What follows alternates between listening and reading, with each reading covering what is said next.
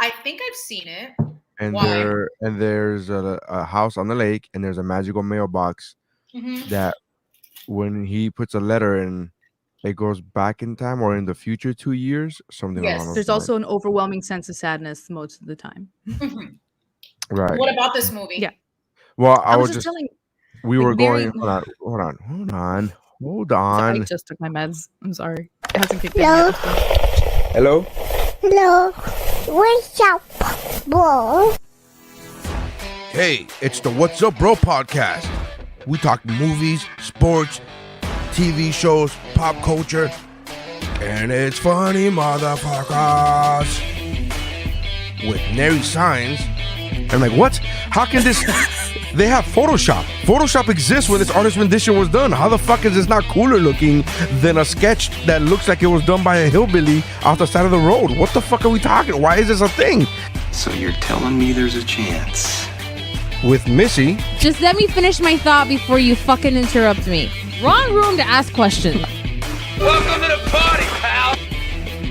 and Mike Markadal.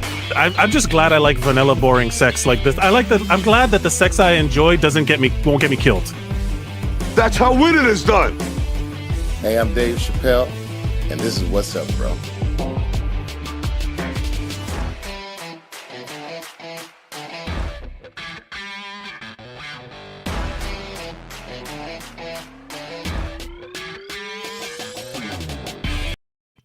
All right, and welcome to the What's Up Bro podcast, your favorite podcast where you come to watch and listen to people talk and get deep, get emotional, and cry, and and then, At least when we record together. Yeah. and then discuss things such as family, unity, and porn.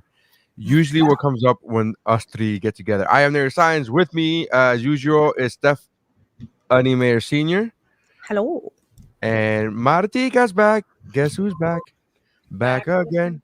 Martica's back. The way I was first- saying hi before with my fingers shows that I've been watching way too much ASMR. I'm just like, hello. oh, that's just spirit fingers to me. That just means you've been watching Bring It Bring On. it on. And I'm in. And I am in.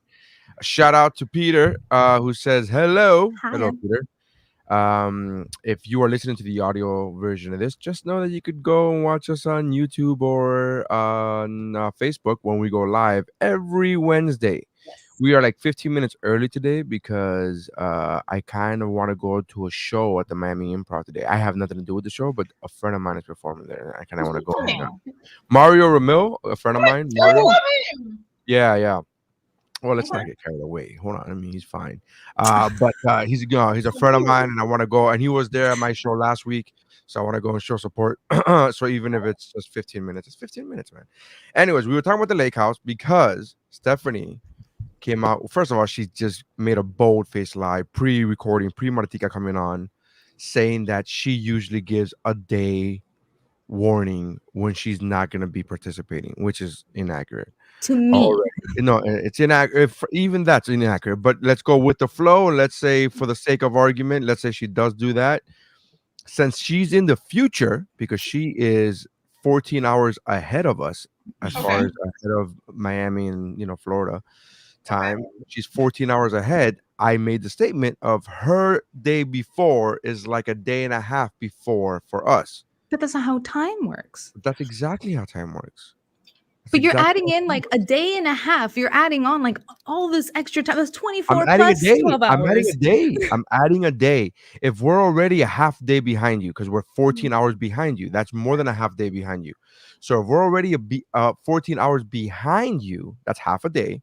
And you're saying that you give us a day notice, that would make it. No, I say I write to you a day before. I don't give you a full day notice. I write to you the day before. And I said to you, to be fair, for you, that's probably still the same day. Because I literally, Wednesday night, for me, I will sit there and figure out if I can record.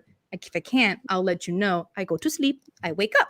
So we were trying to figure out when that is, like the whole time frame situation. And I made so what day is it right now, and what time is it right now? For her, it's Thursday, and Morning. it's 14 hours ahead. So if we're 8 o'clock, then it's 10 o'clock for her. 10 o'clock in the morning for her. Oh, it's 10 a.m. over there. Okay. Yeah, 10 a.m. Thursday for her, and it's Right. 8 p.m. Wednesday for us. For us. And all of this led me to say, I feel like we're in the lake house. Right. In the movie The Lake House, Right, where like time is different. It's 2 years behind. You put the letter in the mailbox. Which, quick question. So in the lake house, it's a magical mailbox that you put a letter in, and then it shows up 2 years before or 2 years later, depending on who's putting the letter in, right? Mm-hmm. And if you do that, here's my question now. Is that movie outdated or still in the future, technology-wise? Because of the mailbox? Because we don't really write letters, but it's still a letter that goes 2 years forward or backwards. Yeah, also, just no one's gonna check the damn mailbox because there's just junk mail in it, and it's like whatever magical letter's in there. It's like it's spam mail from like 2 years ago. Right. That take coupons. They're never gonna notice. I have no idea. That's a high conversation. That's like if someone smokes and started thinking about this and then said it out loud to people who weren't on their same level. Because that's how I feel right now. Are you high right now? No. Oh, okay. I'm not judging you. You said it. You said it like, oh my God, how dare you? No. You said it like if I was like, hey, are you on heroin? Like that's how you said. That's how you replied to me when I go, hey, are you on? Are you on pot? You're like, you said, are you high? That could be any kind of drug. That could be a million things. Yes. Yeah, I'm currently chasing the dragon. Yes. Mm-hmm. Currently trying to chase the dragon. Yes. Ass to ass. That's all you think of. I love how in your brain you went chase the dragon. That reminds me of Requiem for a Dream. All I think of a Requiem for a Dream is that ending of ass I don't even think of chasing the dragon. You're the one that said that. The moment heroin entered the conversation, I immediately went to ass. That's like the only thing. That's why I don't want to. What I love is that you literally said chasing the dragon. So in your head, all you were saying was like, I'm going to repeat the words you're saying. All I'm doing is picturing this one scene. Mm-hmm. That's it. That's the reason I don't do heroin, is because I don't want to get to a point where I'm ass to ass with somebody. Or chopping my damn arm off. Yeah. But the ass to ass is the embarrassing part. I mean, chopping your arm off, you're like, hey, look, this is what happened. Drugs are crazy. Ass to ass, you got to explain that shit to people. When there was people surrounding you and throwing money at you, yeah, ass to ass. You could have been just grinding ass to ass, just ding, ding, ding. No. Nope. No, there's definitely something else. I gotta be honest with you. Wait, have you seen Requiem? Have you seen Requiem for a Dream? No. It's called Requiem for a Dream. Okay, yeah. I gotta be honest with you. I've seen it one time and it was very confusing. I don't know if it was more confusing for me because I don't do drugs, or if it was just, even if I did do drugs, would it still be that confusing? And I guess that's the whole point of it. It made like the filmmaker made it very, I feel, as if like this is what it feels like to be on heroin. I'm assuming that's what he was going for. I've never done heroin. I've never done drugs, so I don't know. But you never smoked pot, Neri? No. I did 2 years ago. I did a pot Rice Krispie treat. Rice Krispie treat, yeah. Edible. Yeah, and I had a awful time. Why? I feel like I know this story, but I don't remember. Well, one, I was with a friend of mine, a good friend of mine, and I was like, this is gonna be fun. And I did it. I took half, right? I ate half. It was a ball. So I ate half a ball and I didn't feel anything. And then he was like, that's a full dosage right there. What you just took was a full dosage. And I was like, whatever. And then I ate the other half, like maybe 10, 20 minutes later. No. But the problem wasn't the high part. The problem, I got high and it was fine. Like it was fun. Like if people go, I didn't feel it. Like I felt it. I felt it. The problem was that it lasted too long, which again, not blaming the drug, because again, it's on me. But the problem on top of that is that I got very paranoid. Oh no! Very paranoid, and I was like, I don't like this feeling at all whatsoever. Oh, it's because you hit the point of like, oh my God, is this ever gonna end? A lot. I took a 2-hour nap, woke up and was still high, and I was like, oh no, this is because I'm not a drinker, but I have drank and I have, I've been drunk in my life. I'm not a drinker, but I have had a drink or two. And when I've been drunk and I take a nap, I wake up, I feel different. I'm not saying I feel better, but I don't feel, I've never gone to sleep and woken up still drunk. And I woke up and it was still high, and it was still the same level of high. I'm like, oh, this shit did not go away. I did not sleep this off. Okay. So the paranoia really did it for me. I was like, it's just too much. Like, it was fun for the first 4 hours, and then after that, I was like, this. And then time was going so fucking slow. Yeah, that happens with a few drugs. Time was going by so slow. I remember watching a football game, and it was the 49ers versus the Seahawks, and it was a crazy ending. Later on, when I was sober, next day I watched it, and I was like, oh, but it was a crazy ending where I like within 2 minutes they kept going back and forth as far as who was winning, and I remember thinking to myself, how long is this game? And I was like, is this really? I remember asking myself, how is this really happening?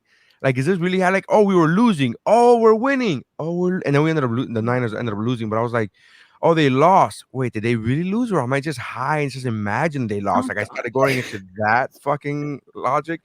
This is why we don't take the other half. But all of that was fine. I was okay with all of that. That's the fun part. That to me was the fun part. I was like, I know, like I got the giggles and all that. The fact is, when the paranoia set in, I was like, this is no longer fun. I am not having fun. I'm not having a good time. And I was talking to Missy about this, and she tells me that when she has one of her panic attacks, she takes an edible and it goes away. And I was like, no, I had the exact opposite, where I don't believe I've ever had a panic attack in my life. The closest I got was when I did a CT scan earlier this year, and they put me in that tunnel, and I was so fat that they tell you to cross your arms, and I was so fat that I really couldn't cross my arms. And then like technician was like, no, you gotta cross. And then he like forced me. And again, right now I'm doing it because it's physically possible to, but at that time I couldn't. So I was like, ugh. So it was like really physically hurting me to cross my arms, which is, again, that's how fat I was. And then when they put me in the tunnel, I felt like I was stuck. And I was there for maybe 30 seconds, all of 30 or 40 seconds. And fucking quickly, my mind was like, oh, I'm not liking this. I almost yelled to fucking stop. And I told myself, calm down, take a breath. Like, I had to talk and then the same way I would talk to my daughter. I literally said to myself, how would you tell Sophie if she was going through something right now? You would tell her, breathe. Yes. Relax. This moment will pass. This too shall pass. All that. And I was telling myself that, and then it ended up being for like 30 seconds. That's the closest I got to a panic attack. So I don't have panic attacks. But when I did that edible, that paranoia, I was like, I don't like this. I don't like this. I don't like this. I don't like this. But that's when you have to smoke. Hey, Mike. I Mike was cooking with my apron. It was a gift. So are you really the sauce boss? Are you? Do you cook sauces? He's the pie king. I know that. He could cook. I'm making pie right now, actually, baby. Yeah. That's what I'm doing. My Thanksgiving prep. I'm sorry, I didn't mean to interrupt the course of the show. Hello, everybody. Hello, Steph. Hello, Matika. What's up? What's up, everybody? What's up, Nary? Hey. What's up, bro? So what are you making? What's up, bro? I'm making just a classic pumpkin pie and a pecan pie for literally just me and Chiquita. So an entire pie. We're gonna have leftovers. Is that two pies? Are you having two pies? Having two pies because I had to. I don't know how to make food for a normal amount of people. So you're Hispanic. Yeah. I mean, that's kind of. Are you how gonna have it goes. people over then, or is it just gonna be you two? We're starting our own little family Thanksgiving. We're starting our own little thing. I'm making the turkey up by myself. We're doing sweet potatoes. We're just doing a little Thanksgiving thing. Probably going to go see some of our friends after that. But for us, because we work constantly. So for us, it's like also our first weekend, 2 days off in a row that we've both had at the same time in months. So I feel that. Yeah. That's been the big thing. But also so much fucking food. There's going to be so much food. You're going to have like leftovers for 2 weeks. Yeah. Yum. Or we just make ourselves sick as fuck in 2 days. That too. Challenge accepted.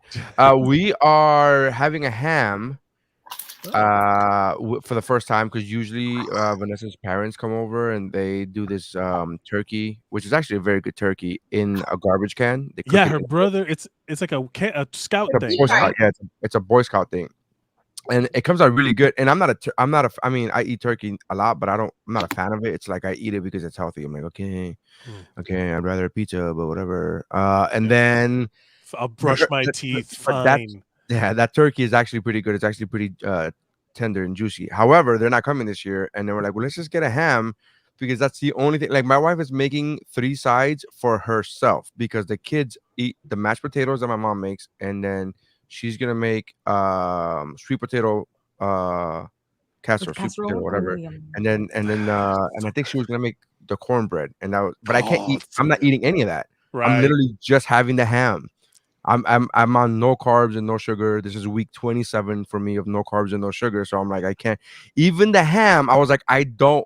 That has too much sugar in it. It has sugar in it. And then my wife was like, it's fucking Thanksgiving, and I was like, can I just take a piece of ham without the glaze? Like I could just like before the glaze gets put on it, just like cut it up. Did you just do the ham version of? Can you cut the crusts off the sandwich? Yeah, can you just?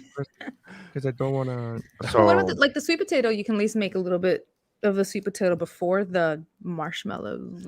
No, that's a carb. Sweet potato is an actual carb. Sweet potato is a carb. Marshmallow is a. I like the way you're so Hispanic. You're so Hispanic that you're like, oh, you could get you just get the mashed potatoes. Just don't put the no. It's carb. That's an actual, like the whole thing is a carb. It's just made out of carb. Carbs aren't necessarily bad for you though. Listen, we're all on our own journey. You're on your journey. You're looking like a skinny bitch lately. It's great. We're all on our own journey. I'm just saying I am doing zero refined carbs and zero sugar of any kind. What? How long? 20. This is week 27. And how many people have you killed during this time? Well, I'm not at liberty to say right now. My lawyer has instructed me to. We almost got him. Actually, it's not bad. We almost got him. I'm actually. That's why it's all blurry in the background. It's just the people in the back. Fine, it's fine. Get off of me! I'm starving.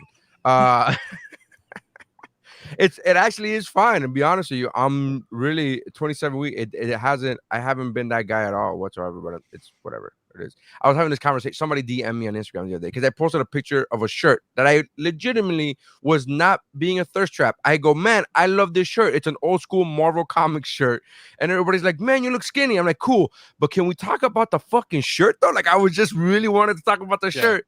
And some guy hit me up and he DM'd me, man, you lost weight. Tell me how you did it. And I was like, just telling him no. And then we had this. Nobody wants to know how you did it because everybody knows how you did it. Yeah. Nobody They wants to know. want like, oh, hey, so I got this secret.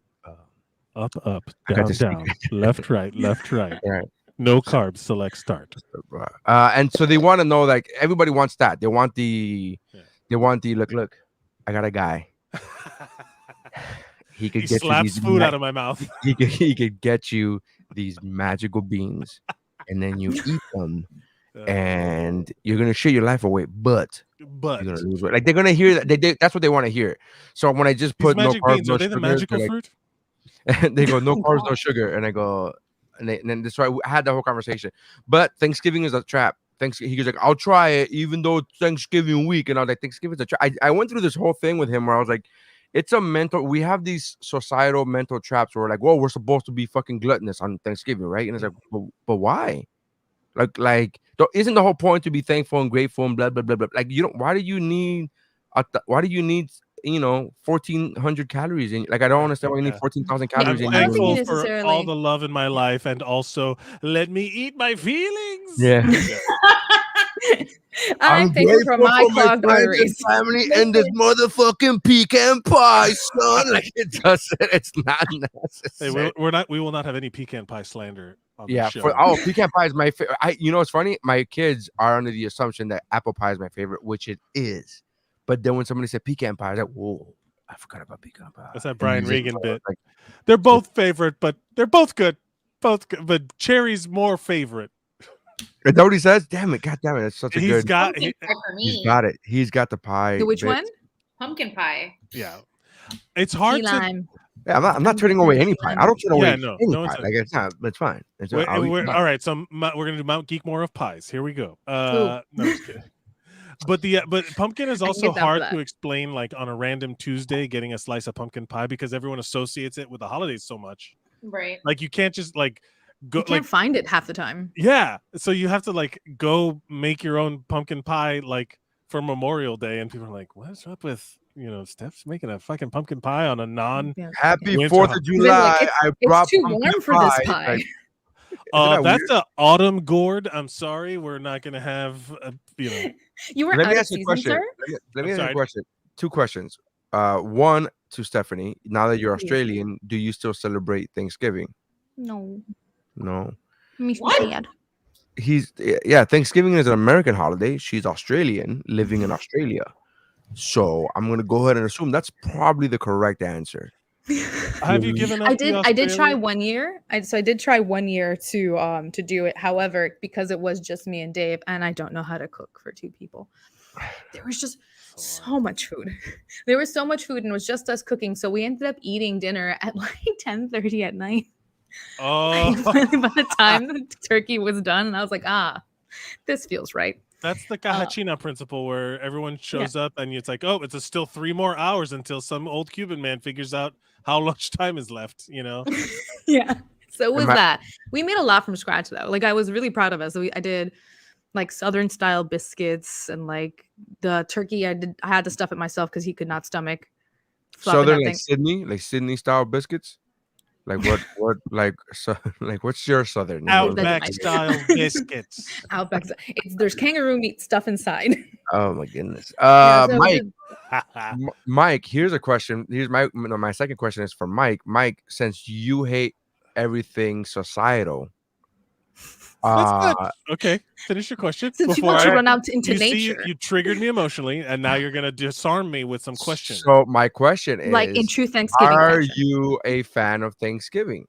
I'll preface your answer with, I hate Thanksgiving for multiple reasons, but one of the main reasons being the legitimately, I don't feel like we should be celebrating the fucking slavery of Native Americans. But right, that's only one of the aspects. There's other reasons I hate Thanksgiving. Parades fucking suck. Fuck you, parades.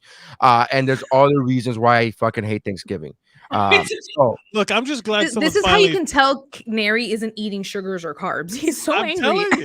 But I have felt this way. I felt this way last year. I was at my heaviest, and not trying to brag, but I was super fat. I couldn't cross my arms in a CT scan. So I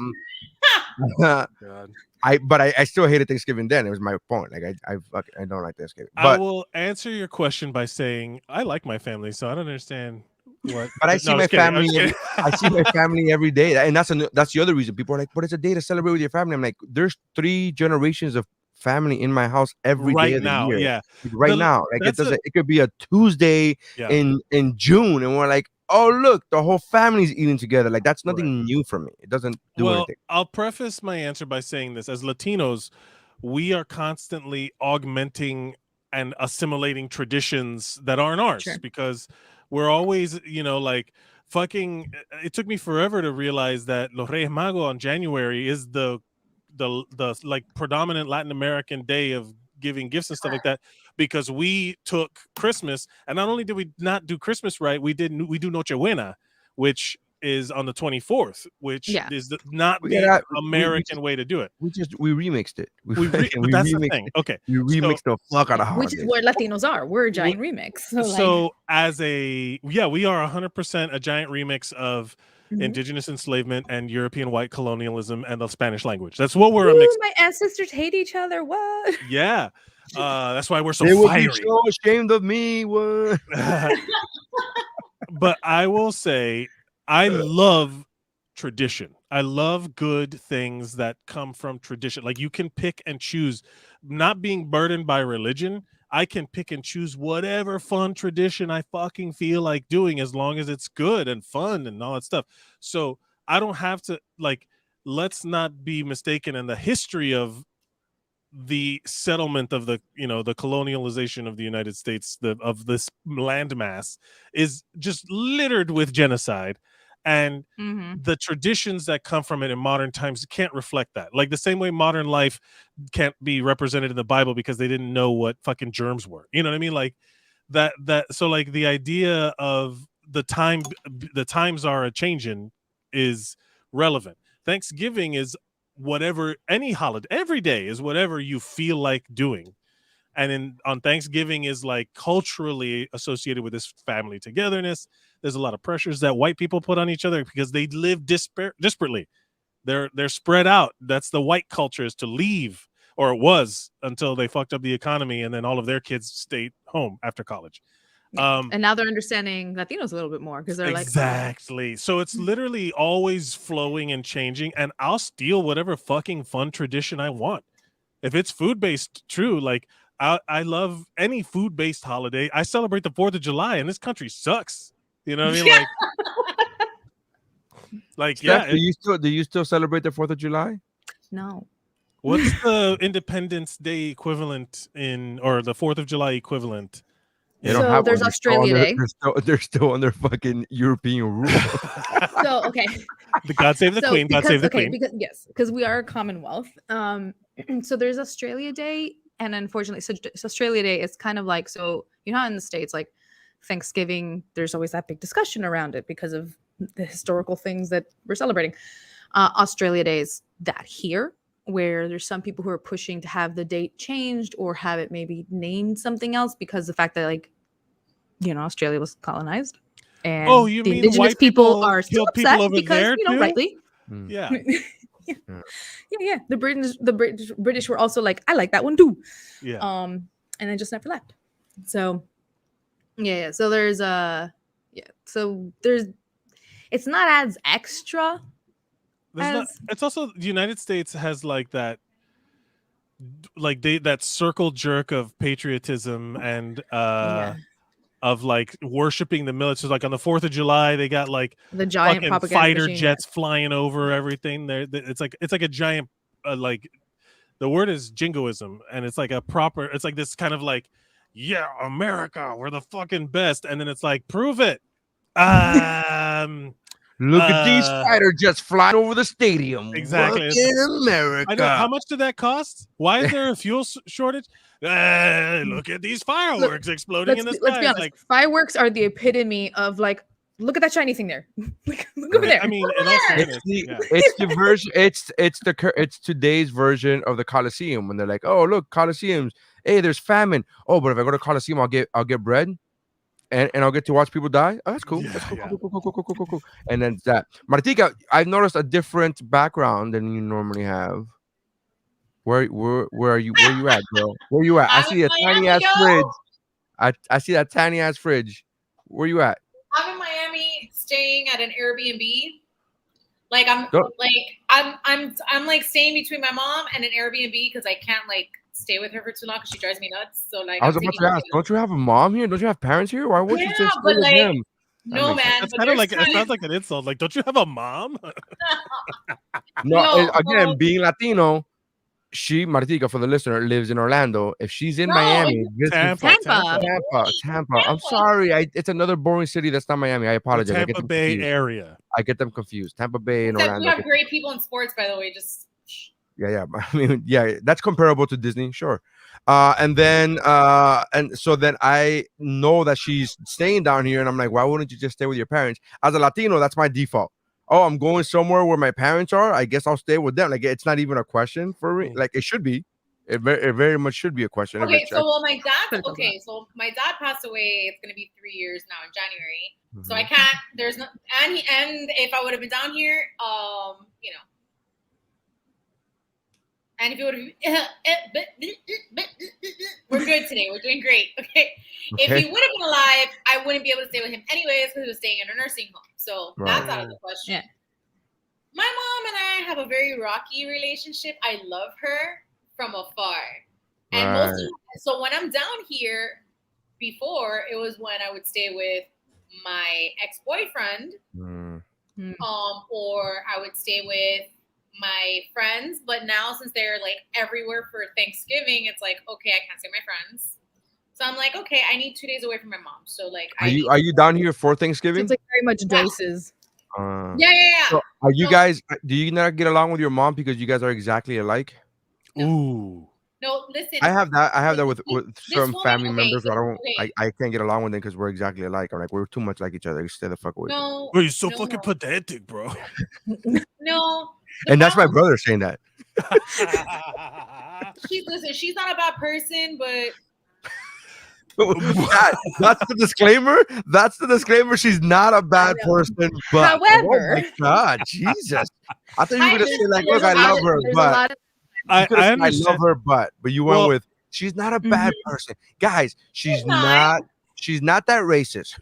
When you start shit like that, it's like, oh wow, that's a no. I totally get what my thing is. So maybe Steph, because you've been gone, like you're like so far away.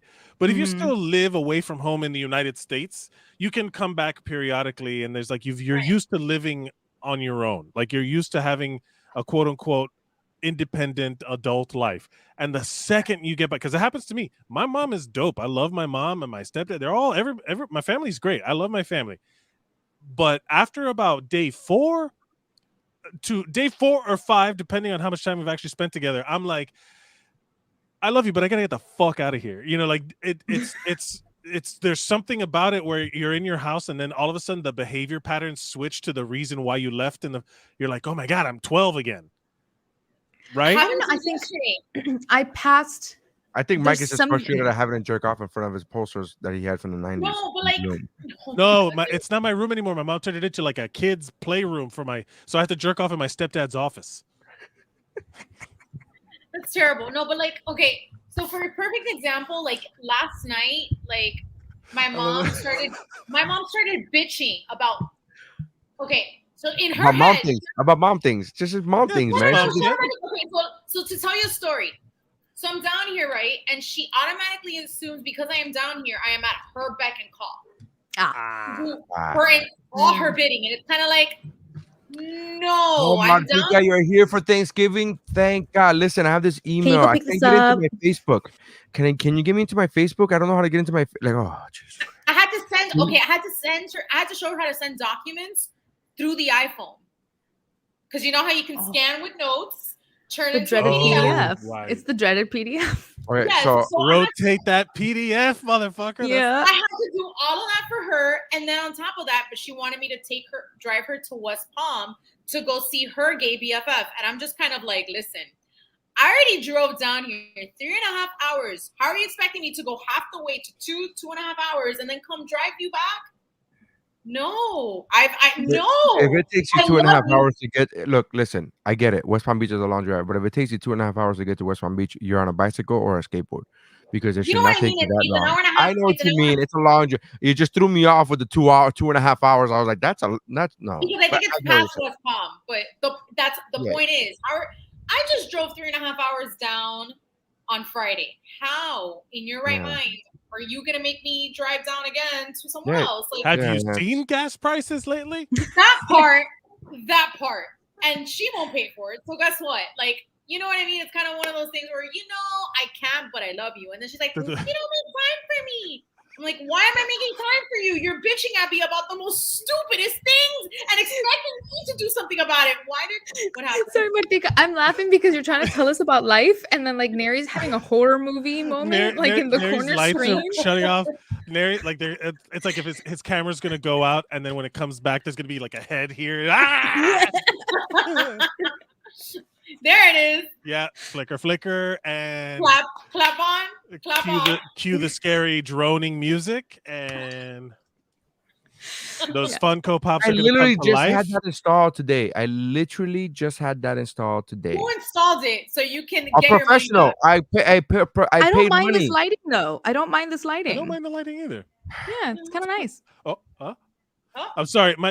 This is how fucking ADD we are. That Martika was telling a story, heartfelt about emotions about real life, and we're like, lights flickering, danger, squirrel. Like, everybody's ADD, ADHD kicked in real quick at the same time, just at the same time. Yeah, it's. Guys, I can't tell you how good it smells in my fucking apartment right now. I just want to tell one of our listeners. So Melly, I can see your comments. Like I'm saying to Melly, one of our listeners, I can see your comments. I'm not in control of the comments. All right, so let's go to some comments.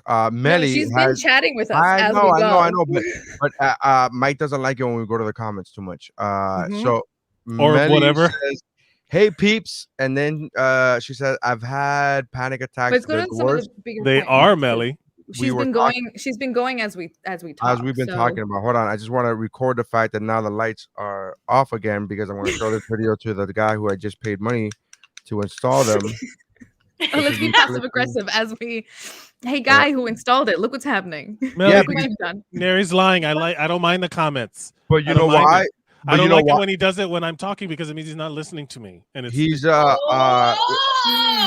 it's only because men can't fucking multitask, and that's why his mind can't. His mind can't believe that I could be paying attention to him and reading somebody. We literally just had a conversation about how we all have ADD. Like, of course, he can't buy. Nor does any other Hispanic. I don't know what that's a reference to anymore. I just want Melly's transcript. I know what she's doing, Stephanie. I'm making a joke of it. Jesus, go along with it. It's not fun if you explain it away. I pretty much I'm defending my friend. I'm not attacking her. I pretty much cook for 4 to 6 people and hope for the best. Fingers crossed. She said she could do a turkey breast instead. I could do a turkey breast instead if I don't want ham. I'm literally I'm probably gonna have chicken breast is what I'm gonna have. Fry the turkey breast. Have you had that? No. Fried turkey breast it's on another level. All right, so I've talked about this before. I even at my heaviest, I fight the fat stereotype foods. I've gone with Mike to like the fair. Oh, the fair, remember? Oh my god. Remember. Yeah, and Mike had everything there. Like he was like just going at it. He was like what it was. I remember thinking to myself, I wish I could have what he's having. But my self-conscious does not. I never want to be that fat, quote unquote, that fat guy. That fried Oreos. The only time I ever had fried Oreos is because a comedic legend got on stage during my set with a fucking tray of fried Oreos and offered me during stop the show, and I was like, okay, I guess I'm having fried Oreos. But I've never had the burger with the Krispy Kreme, but I've never had that. I've never done any of that. So I like to stay away.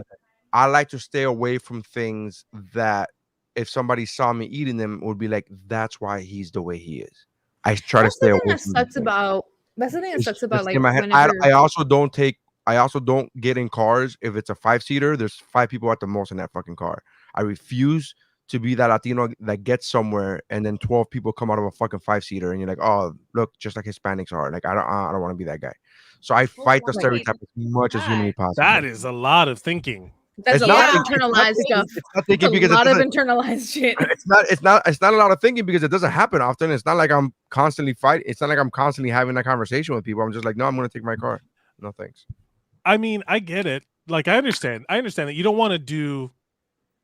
My friends and I we have to have fat conversations where we would say shit like that's like we would be having a meal and then planning the next meal. And which is one of my bits when I talk about people. Yeah, when I talk about people, how they go, oh, I forgot. When I tell people that I don't smoke weed because they go, oh, it gives you the munchies. I'm like, does it look like I need help with the munchies? And I say right. I'm not one of those forget to eat people. Like, have you ever met those people like, oh, I forgot to? I'm literally thinking about eating as I'm eating. How the fuck do you forget to eat? Like, it doesn't register with me. Like we have fat nuts in the sense of like we will text. I remember I would text my friend Nate like when IHOP would be doing something special.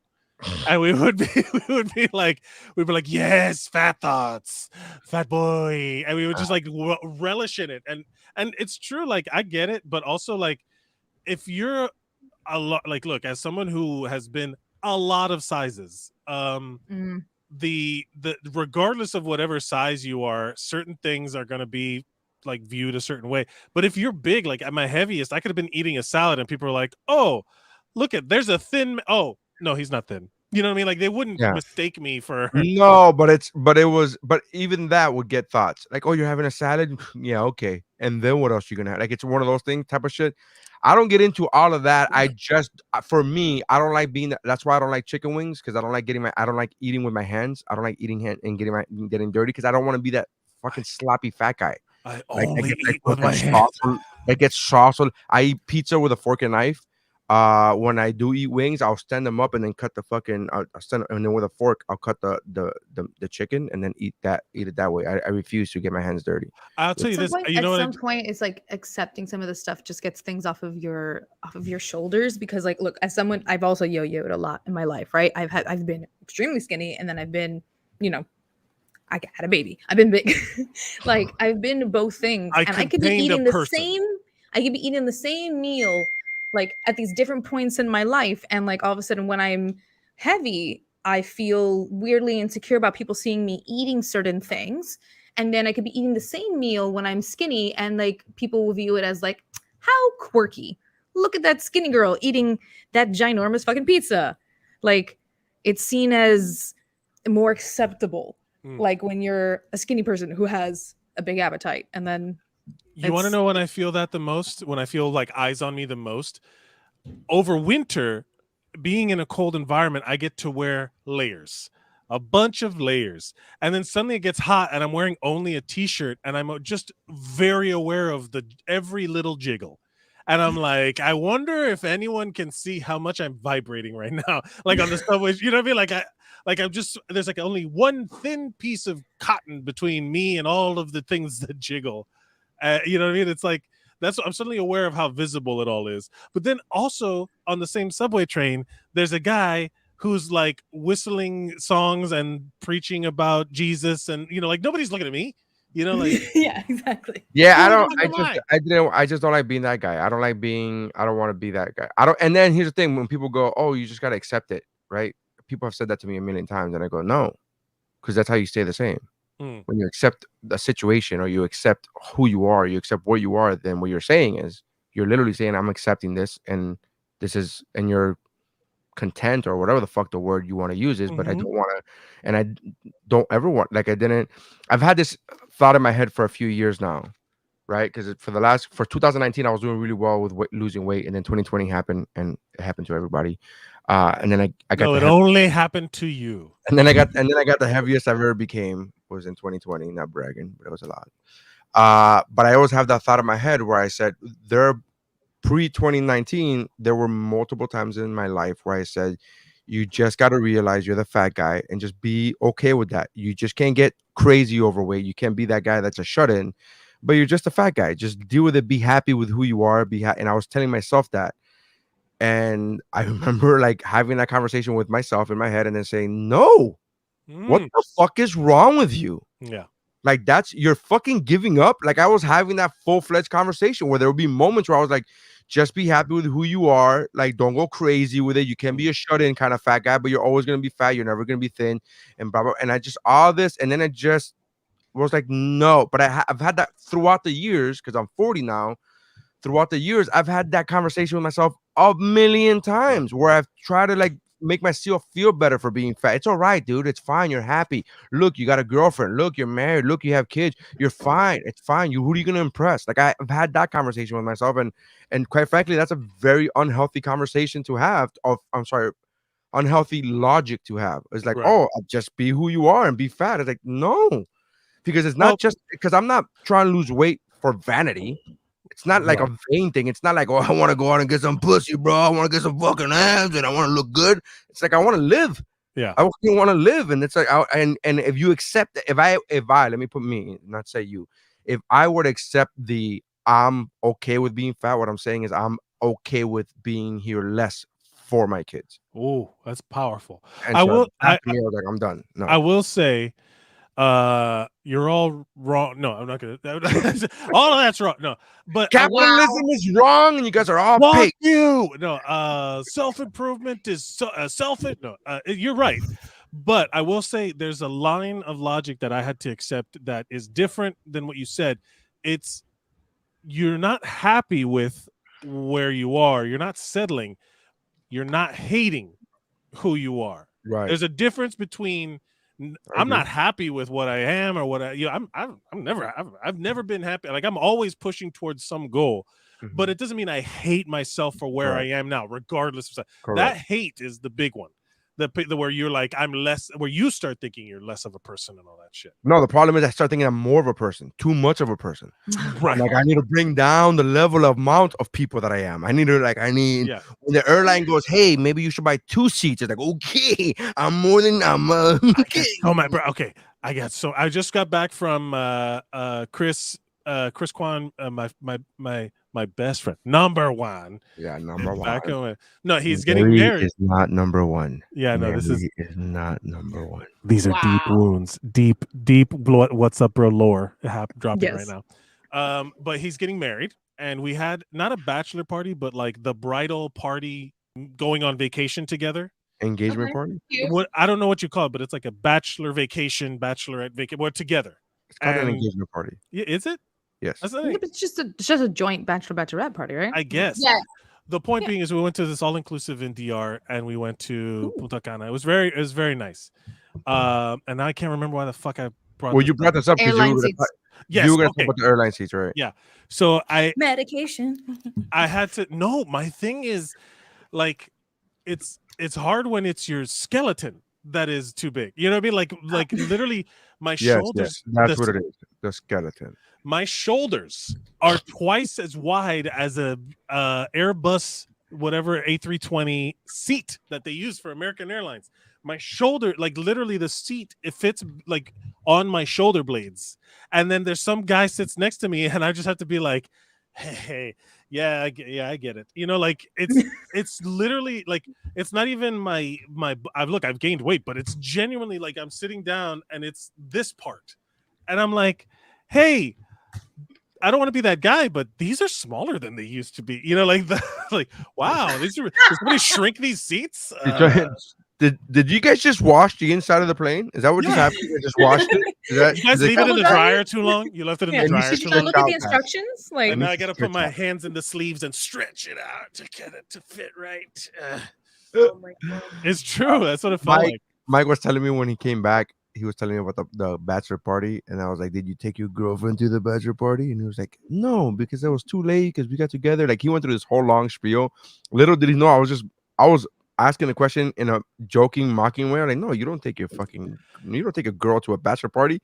And he was, because it was kind of an inside joke to another group of friends of mine, where one guy took his new girlfriend to a bachelor party in Vegas. Why would you do that? Thank you, Martika. Thank you, Martika. That's the face. And he was the only guy. He was the only one. That's very specific. And then they broke up like 2 weeks after they got back. And then, so he was like, "What? You can't take your girlfriend?" Like, on the trip, I wasn't there. This was a bachelor party that I was not present, but everybody was telling the story. And he, in the thread, got mad. He's like, "What? You're not supposed to take your bachelor party? You're not supposed to take your girl to a bachelor party? What the fuck? Who made up that rule? Who made up that rule?" And we were all kind of like, it was via an internet thread. It was via a text thread. And you could still feel everybody when they read that go, what? No, it doesn't. Yeah, that's the rule. Well, that's your friend. I said que él es tremendo come pinga, because first and foremost, I hope she paid her way. Because if he on top of everything paid for that fucking trip, él es tremendo sabingo. There's no way that she paid for that. There's no way. No, this is definitely like a brand new relationship that he didn't want to like. I guarantee you the girl's like, I'm not gonna let you go to this thing. We, like, didn't trust him or whatever. I guarantee you there was some aspect of like babysitting going on. I think it was either I don't know because I didn't ask specifics, because again I wasn't there at the trip, because if I would have been there personally, I would have asked all these questions in person. But I believe I believe that it was more of a I got to get, she was a good looking chick. I got this chick now, and we just started dating, and I'm going to bachelor, and I'm gonna fuck. So I'm gonna just fuck, and even if I have to pay, I want to have sex as long as. And I'm just in my mind, I'm like, you know how much pussy you could have gotten with all that money you spent on that flight? That's like, you could have. This is Vegas, baby. Like you got do all this other crazy shit. And the hookers are clean because they gotta be, and you can get same amount of money. Martika literally took what I was insinuating. I was literally insinuating, and then Martika took that and was like, "Okay, so hookers, right? They gotta be like it's all right." They're clean because they're testing like weekly over there in Vegas. They're clean. It's legal. So you can fuck 5 bitches at the same time. Like it's technically not legal in Vegas, but I get what you're just gonna say, because I have a friend of mine that works in Vegas. It's right outside of the city limits. So but they turn the most blind eye of blind eyes. Yeah. You know, it's not legal, but it's like it's fine. It's I will say so. Like nobody's getting arrested in Vegas for prostitution. Not really. No, nobody. They made jokes about it on Reno 911. That show's the fucking best, by the way. But the guy, there are those dudes out there that when they finally get a girl, they treat them like they're like infants with no object permanence. That it's like, if I leave this girl alone for 10 minutes, she's gonna suddenly like go find new dick or whatever. Like it's the chick with the window in I know you haven't seen that. How I Met Your Mother. There's one chick that's like it's like the Mary from somebody from Everybody Knows Mary.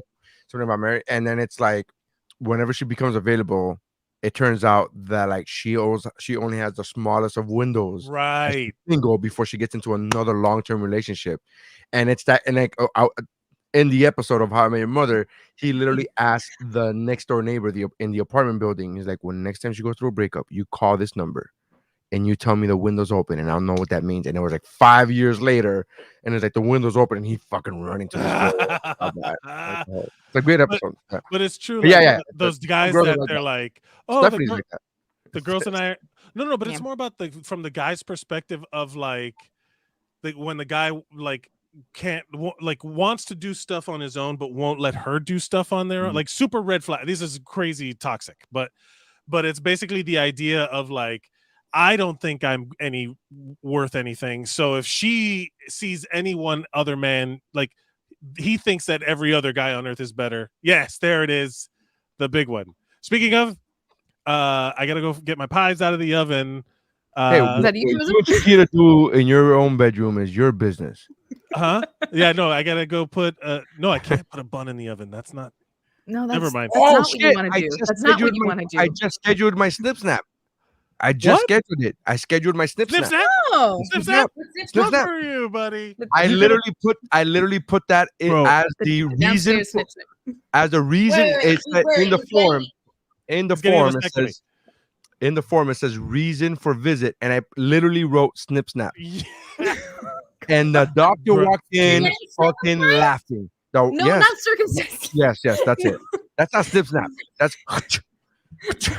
Yeah, that's the guillotine. Yeah. No, he's getting a vasectomy. I was gonna say, man, like before I go, get ready. That first stress-free nut is gonna change your life. The first one, the first blanks you shoot is gonna be great. I gotta be honest with you. My wife had an IUD for years. I've done many. Like literally what I never had that fear. I'm not saying you will, but there's gonna be I'm telling you, you don't know. This is the doctor comes in and he's laughing and he was talking about it, and then he goes to me. He tells me how long, and all my friends have already had it, so I know how. I'm like, yeah, like 2 weeks, and he goes, well, it could be from 2 weeks to 3 months before your sperm is still active, whatever, blah blah blah. Right. And he goes, it depends on how many times you ejaculate. It's actually 3 to 6. You got to clear the pipes. He goes, you got to clear. He goes, it depends on how many, you need to ejaculate a certain amount of times. And I was like, I got it. I'm a comedian that's on the road on the ship a lot. It's fine. It's gonna take me 2 weeks. And then he goes, and then he started laughing. He says, we like to say 20 ejaculants. I go, oh, make that 1 week. It'll be 1 week. We'll be done. Yeah, when I was doing a bit, I was writing jokes about it. I remember I was at an open mic, and the joke I came out was like, wait, you're measuring this by the load? That doesn't feel medically enough. They're measuring like how many, like it's like, hey, you just gotta crank out a few loads and we'll be done with this. It's like, is that a medical term? Like, did you go to medical school? Is that in a book somewhere? All right, 20. Like, I love you all. Get through this many socks and you'll be good. Happy Thanksgiving, everyone. Bye. Bye. Right. So back to Melly. She said that I could scrape the marshmallows off. Okay, so in this context, considering how late you brought that comment up, it sounds like she's talking about the Yes, that's what I'm trying to make it seem. I'm trying to make it seem as if that's exactly what she's talking about. Melly is clearly saying that I can scrape the marshmallows off of the circumcision. She said, "Wow, that's good for you, amazing." I'm assuming she's talking about my vasectomy. Melly lost 140 pounds with weight loss surgery, and she's kept it off for 5 years. Amazing, Melly. You look fantastic. At least from your default picture. Is that your kid or mine? I hear a kid crying. My kid's not here. Oh, so I don't have a kid. Yeah, I know. I think it's like, what's in the Airbnb? It's been great, but also difficult. Surgery is just a tool. I totally feel you, Melly. I have 1,000, and I have a lot of friends who've had the weight loss surgery. Some friends have done it correctly. By done it correctly, I mean followed up with it and followed the diet plan afterwards. It's a whole thing. I get you. I feel you, girl. Melly says it's very true. I had my surgery 2 days before Thanksgiving. Everyone is like, "Oh my god, but Thanksgiving," and I was like, "I have had 31 Thanksgivings. We can skip one, please and thank you." Right on, girl. I don't know what this was about, but she said combine them. Combine them. I think she was talking I about know, man. God, you are no fun. I said combine. Combine them. That's First funny. of all, Mary, do you have any idea how many times you mispronounce things? I don't know sometimes. I don't know what you're talking about. I go to Disney all the time, and I never mispronounce anything at Disney. Apple pecan pie. Holy shit. She just wrote apple pecan pie. I'm fucking in. I don't know what that means, but I'm fucking in. And then she says, Melly's Colombian. American. Me. She's talking about me. That's it. And there's a lot of they eat kangaroo. That is doing Christmas right.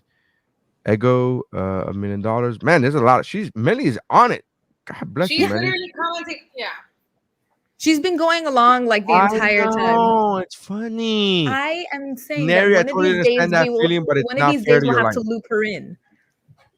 She could loop in now. I'll send her a thing. She could be on. Melly, you want to be on? You let me know. I'll read it in 15 minutes. Tony says there's always weight gain in the winter. Yolanda's in. I don't give a crap what people think about me. I'm happy for me, not them. That is correct. That is the way it should be. If you're happy, you're happy. She told Mike to fly first class. Yolanda's telling Mike. I love that solution. I wish I had the money. Yeah. Yeah. Mike was also like, "Oh, my shoulders." I'm like, "But there's fat on top of those shoulders. It's not." what's it? I mean, say that when he's not on the screen. Big boned.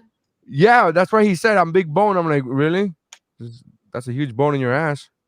That's a South Park joke. When he's a big bone. Really? Is there a bone in your ass? Anyways. We were talking about something before Mike got here and I completely forgot. Oh, first of all, Martika, you being a radio personality in music, I know this isn't exactly your genre of music, but can you give us the what's up going on into the lawsuit of Drake and no sé qué, what's his name, for that festival?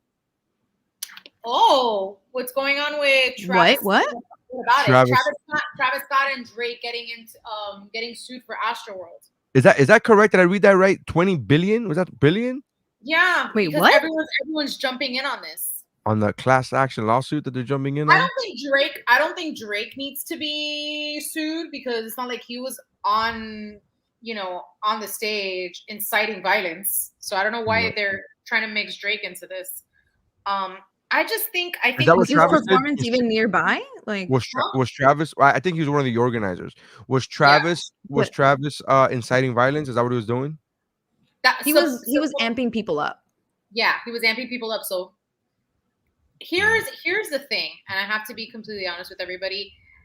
I think a lot of people are using this. I think that they should pay the victims, and that's it. But a lot of people are trying to benefit off of what happened. Because Travis Scott is the baby daddy of Kylie Jenner's. Is the baby daddy of Kylie Jenner's kids, right? And I think that's what people are doing, and they're like, "Oh, this bitch is worth billions. Oh, so he's worth millions. All right, money scam." That's how I feel about certain people, even the security guards that are trying to go after him. Like everybody is trying to get a piece of the pie. And I just think individual security guards or like the company that was brought on. I don't know who. I don't know the exact details. I'd have to look into it because I'm not. I read headlines on social media, and I just think again it's stupid. I think you know what, we need to talk about the families that were affected, and we need to cater to the people that did get injured instead of trying to compensate everybody involved. Because are you also going to pay? Are you also going to pay the thousands of people that were there too? Are you going to reimburse them for their tickets? Like what's the end goal? you know, I feel like again, this is a money grab for people instead of looking at this as a very big tragedy. In a concert where, I'm sorry, any concert you go to should be a fun event. It shouldn't be an event where, you know, you go to die, where you go to get into a fight, or where you go to just basically play your life. Right. So that's my 2 cents on it. What about you, Steph? I don't know if you know what's going on completely, but I've only heard bits and pieces, bro, of everything that's been happening. Like everything's far removed, right? But like, one second, my poor cleaner's trying to get out into the balcony right now, not make any noise, but instead it's making a crash into everything. She's looking at me like, yeah, like, look, honestly, I've seen some of the videos from that night. I can literally see camera people, like people trying to get other people's attention to like show them what's happening. You can hear the crowd. The problem is, like, you can see why certain people didn't know what was happening, because there's just so much commotion and so much insanity. And like, yes, the organizers fucked up, and there's a lot of people there who were there to be like, intense, but like at the same time, it doesn't help Travis Scott's case when there's literally video of him being like, fuck that, we're not gonna stop, let's keep going, da da da da. And I don't know if he thought some people were like exaggerating or that, but like, I feel like if you hear anyone in the crowd be like, please stop, it probably should be you should be curious about why. Like, what is happening? These people here that watch you. So I saw the documentary on Woodstock 99. And I didn't know how bad Woodstock 99 was prior to this documentary, because one, I didn't go there, and two, I was too young. Like I was 17, 18. Yeah, I was in high school. I was 17, 18 years old in 99, 17 years old. And that was not a thing that I could even, one, I didn't want to go. And two, because it's in New York, I lived a life of like, for a long time, I lived a life of like, oh, that's not in across the street, then it's never gonna happen. It might as well have been fucking China for me. Like, oh, it's in New York, that might as well have been China. So the thought process of like, oh, I want to go, never entered my mind. Like for a long time, even in my 20s, people were like, oh, we're gonna go to Vegas, and I was like, wow, man, that's amazing. Like, let me know how Saturn is. Like, it might as well have fucking been the moon, So watching the documentary on Woodstock 99, I didn't know any of those stories, and I was like, holy shit, things got crazy. And then the performers were on like, fuck this, we're not, like, some performers, I forgot who, they were like, guys, come on, let's respect our women, and let's blah blah blah. And then other ones were just like, we're gonna fuck shit up and light shit on fire, like instructing the audience to fucking go even crazier. And I don't know if that's what happened here. I haven't seen any clips. I just know eight people died or 9 people died. I just know that. So it just immediately sparked memories of the footage I saw from Woodstock 99, where it was like people going nuts, like, and then the performers not helping at all, in fact making things worse. And I was like, oh boy, holy shit. And the thing is that Woodstock 99 didn't claim any lives, so there were no people dying at Woodstock 99. But I remember watching the documentary just a couple months ago, and it came out just a couple months ago, the documentary on HBO Max about Woodstock 99, and they said it has widely been known as the worst music festival of all time, which is hilarious because we all know about whatchamacallit, Ja Rule's music festival. Fire Festival. Yeah. Fire Festival is fascinating. I don't even know if you could consider Fire Festival a music festival, because you would have to have music. It didn't happen? Because right. You would have to, is that a thing? I don't know the thing about this festival, but it does seem like, when 9 people lose their lives, I do think it's, it is, there's, Eddie Murphy has an old joke about that, where people like start suing shit for no reason. Like if you get it, and he gave a story about getting into a fight at a nightclub, and then all of a sudden fucking people are like, yeah, I wasn't in the fight, your per se, your honor, but there was a lot of sweating, and then the lights from the disc going, and I need 40 million. I need 40 million for my eyes. And it's like, what the, like, he made the joke about that, but I'm assuming there's a lot of that too. But also 9 people fucking died. So somebody's gonna. Someone needs to. There's a meme. Something. I don't know if it needs to be Drake necessarily. Just like, I'm just confused about what his. I think he's one of the organizers. Implying his involvement supposedly. But like, thing is, like, even if he's one of the organizers, he's probably just the organizer in name only, in a sense of like, using his clout to get people onto things and things. I don't picture Drake being the one making a phone call to send some contracts over. You know? Like I don't see him like sitting there. Hey, Melly's here. Melly, can you turn your phone sideways for us, please? Hold on. Thank you, Melly. See myself. Okay, here we go. No, maybe. Better? Yes. Well, you kind of have like okay, well, the grandma angle where it's just like the bottom of your chin. Yeah. A grandma angle. Oh. Do you have a? Oh, okay. Yeah. No, you look great. You look great. Thank you for joining us. Oh, there you go. We'll go with the look. And we have a comment from Melly that says, "I feel like you are doing well with discussing your insecurities because you're also thinking about." I know. I just like to do it 20 minutes after you said it, so just so I could be like, "Oh, look." Just to really stop just to really slow down the progression of the show. With discussing your insecurities because you're also thinking about what others are thinking versus living your life.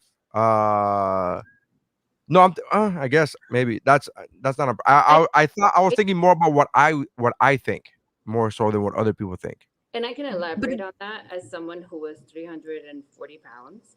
I'm not trying to brag, but I was 368. So I mean, I'm not trying to...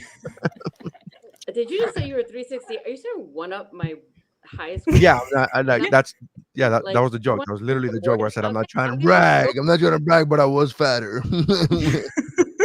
Hey. Got it.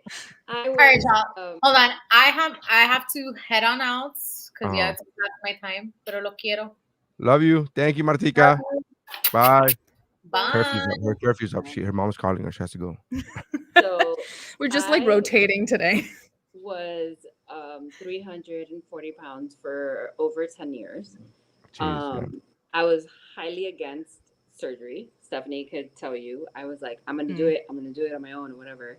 One of the biggest issues that I had in my insecurities are endless. It's an endless scroll of insecurities. Was I felt like I took up too much space, and I think like that physical space. You feel like you took up too much physical space. People, like obese people understand. Like you're at a concert, you feel like you need to be at the back of the room because then the people behind you, if you were in the middle, people behind you can't see. You're taking too much space. You're more than a regular person, so people can't see. And I always felt like I was taking up too much space. And that is something that, like what you're saying, like you were like, oh, I was too big, or Mike was like, oh, I'm too this, too that, whatever. Like you're taking up more than the norm. All right. I have that in my dining room. I think it's a ghost, but cool. We can pretend it's not. Yep. We'll wait. Ghosts go away. It's the ghost of Thanksgiving. It's the ghost of the carbs he's not eating, just being like, Mary. Those are the old chiefs and Indians that got murdered. We're not happy. Mm-hmm. The Miccosukee people are pissed. Yep. They're like, bitch, we went through this and you're not gonna fucking eat the pie? I literally had that happen to me, and my brother was here and he was like, what the fuck? And I was like, well, ghosts, angry people or light bulbs, whatever. Yeah. Whatever. Or actually, electricity, whatever. Is that like, even like what I learned, I went through 5 years of therapy, 2 years before I had surgery, 3 years after I had surgery, because I thought it was beneficial for me to keep on with therapy after I had surgery. Was you are going to be really angry at the fact that people are the most inconsistent fuckers humanly possible. What do you mean? You're too fat. You're beautiful, but you're so heavy. Post-surgery. Oh my God, you're so beautiful. Oh, but you were beautiful before. Oh, but you were this. Oh, but you were that. Yeah, someone always has a comment about something. Now you're too like skinny. Oh, I liked you when you were heavier. Oh, I liked it. I'm sorry. Did I have a comment card box somewhere because I needed to kick off the fucking shelf? Like, who the fuck told you that any of your opinions mattered? Like, I would literally go to therapy and be like, what the fuck? And she'd be like, oh, okay, tell me how you feel. And then I would just be like, why? And she'd be like, because people think their opinions matter. Ultimately, at the end of the day, I respect the fact that what you said was, I feel like I'm too much. I felt that way. I felt that way since I was 20 years old. Stephanie can tell you, I blew up after high school. It was very hormonal based. It happened very fast. It clicked in and it was like that. But Stephanie can also tell you, with all of my insecurities, I also owned it.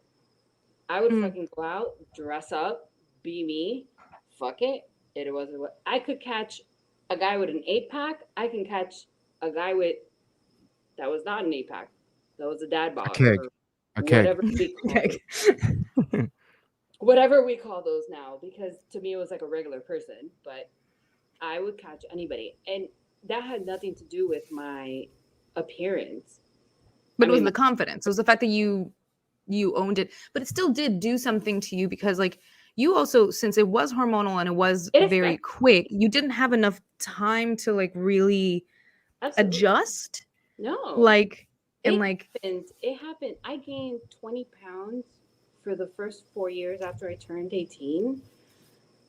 I gained 20 pounds till every year till I was 22. I am already a big boned, and I mean, Neri, you met me once, but you don't remember. But Stephanie knows I'm a big framed person. I'm 5'7". I'm like an Amazon type of woman. I'm not petite. I'm not skinny. I'm not like your 5'7" model. Melly, please. I'm married. Please stop this. I'm not.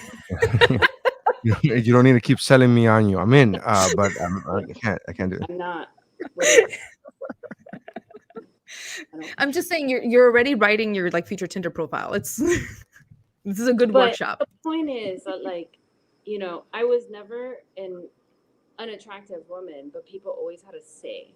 And their say has a lot to do with how you feel about yourself. Like, I used to sit and argue with my mom and my grandmother and be like, oh, I'm sorry. Can you tell me where in the law it says, like, it's against the law to be fat?